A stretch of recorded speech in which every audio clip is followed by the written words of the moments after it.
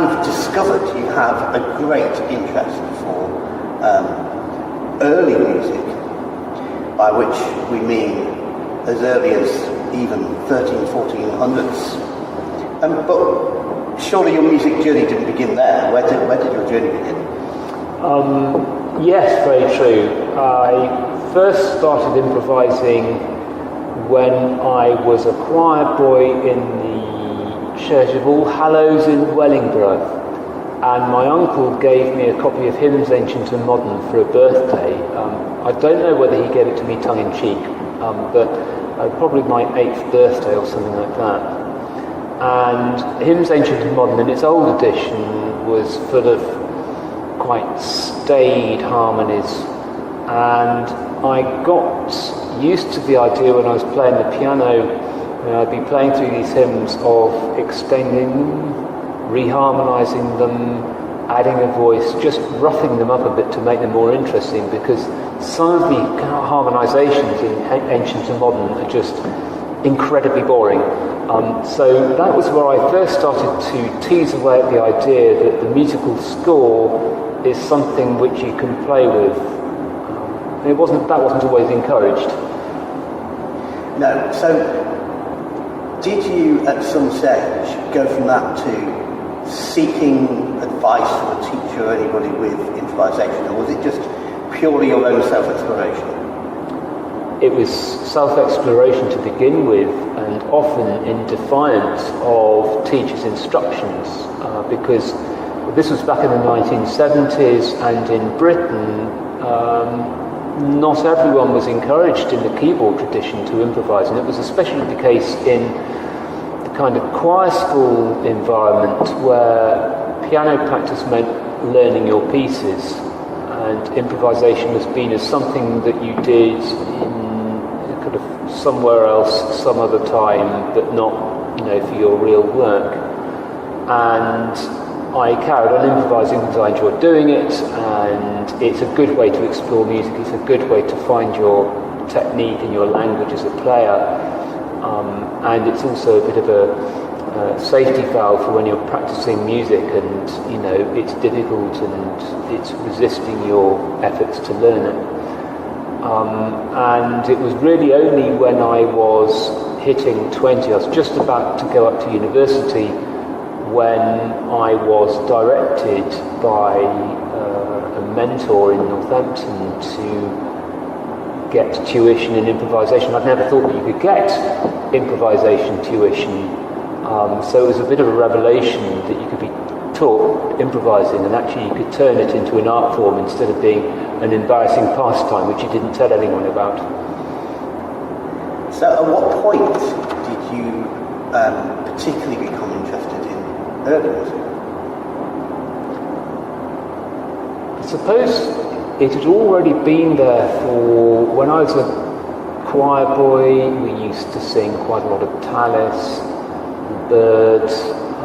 So going back into the 16th century, I was at Westminster Abbey, and so the environment there, the architectural environment, was, inescapably, noticeably historical. And there are some parts of the building which are, just you step into them and you step straight back into the 15th century or whenever. So the move to early music was something which seemed to be natural, because so much of the choir repertory is Renaissance. But I suppose I had a couple of kind of slightly epiphanic moments. One was I had mumps when I was 15 or 16, something like that, and I was sent home from school and told to go to bed and not emerge for 3 weeks. And one of the things that I did was to listen to some recordings, and I still remember the moment of first encountering Peter Phillips's recording of the Gregorio Allegri's Miserere with the Tallis scholars, and I think on the B side, or whichever side doesn't have the Allegri on it, there was William Mundy's stupendous motet, Vox Patris Celestis, and I kind of sung a short piece of Mundy at the Abbey, but nothing of this magnitude, a piece which seemed to, be shining with a sort of wonderful kind of sort of dazzling light of musical devotion, and familiar. It sounded familiar. It was a bit like the music that I'd sung as a child, but was a step or two away from it. So that was a kind of moment where I thought, oh gosh, there's this really exciting world there which I nearly know and can get to know better. And the next moment was when I was as a student in my second year at university, and I did a project transcribing some 16th century made texts. 16th century by then was very familiar, and going down into the bowels of the Bodleian Library for the first time and handling original manuscripts, as clear as a day that they were copied, and transcribing from them and making an edition and getting it sung for the first time since the 1550s. And I suppose from that point on, I'd been bitten by the early music bug. Sounds amazing. And obviously people like the Tallis scholars were instrumental in bringing the life into early music for many people. So, in terms of keyboard improvisation, is this a self-discovery route? Did you play particular pieces and then naturally start embellishing things and taking it on yourself just from your own inspiration? Partly. Some pieces, when you play them, seem complete. You read the notes on the page and they are complete in themselves. Other pieces seem to require a lot more work to lift them off the page. And I remember my first encounter with French classical organ music was through the music of Nicolas Clermbault, or Clermbault as I called him at the age, not knowing how to pronounce his French name properly. And that music has an extraordinary grace in it, and you need to play it with an unself-conscious poise. And I was learning it on a direct electric action Walker organ of the 1960s or 70s, and it just didn't quite fit. But nevertheless, just getting the sense from that music that it was crying out to be ornamented, that, very little of the actual substance of what you hear, only a part of it is actually printed in the score. And I would have been in my teens then. But from that point on, feeling empowered to take copies, editions of old music and going behind the notes. And that's in some ways what improvisation is. It's going around and behind the printed notes on the page. And then you discover things like, the fact that, Clermbault and his French colleagues would have to spend their liturgical year improvising versettes for the Magnificat, for the hymns, etc. Thousands of improvisations each year, and you realise that these livres d'orgue, which you've been ornamenting, are just copybooks, pattern books for improvisers. And at that point, you think, there's this whole genre that one can approach. So, for instance, in the French Baroque, there are specific genre like plein-jeu, dialogue, flûte, tierce en taille, basse trompette, and so on. And they're not just kind of pretty descriptive little miniature character pieces. They are templates for improvisers. They give us those basic choices that help us to work effectively and not flounder in a sea of indeterminate opportunity. And of course the interesting thing about composers like Clermbault is not only do you have the sound world that we're talking about, about, where specific sounds relate to specific pieces. But they also brought in dance rhythms and patterns from a secular kind of style into a religious setting as well. Yes.